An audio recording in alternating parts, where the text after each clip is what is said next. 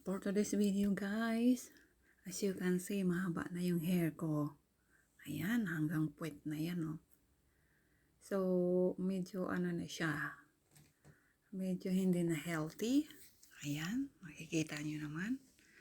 So, what we're going to do now, we will cut that. Nanghihinayang ako pero kailangan natin gawin. Ayan. Go, go, go, go! Diba? Haba-haba na ng hair ko.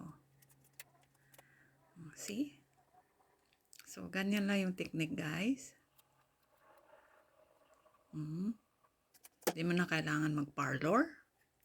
Sayang na pa-parlor. Dito, mahal dito sa US, guys. Pag napaparlor ka, mahal. Ayan, ganyan. So, nasa 4 inches yung kakat natin. Dali lang, di ba? Ayan, may scissor ako dito. Oops. Go! Sayang. But anyway.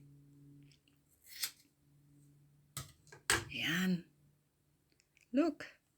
Oh, gaano kahaba yan naputol ko. Oh my God. Ayan, oh, see?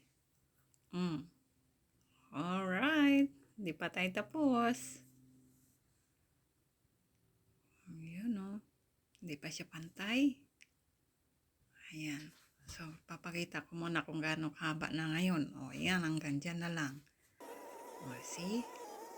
Now, kailangan natin ikakat yung mga edges niyan para hindi siya mag-split ends. Ay, magpa-fly away. Ayan, ganyan lang ang technique, guys. O, see? Saglit lang, di ba?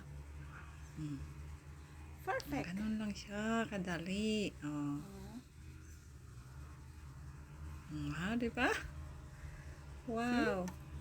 So, healthy na naman uli ang hair ko. Susuklayin muna natin.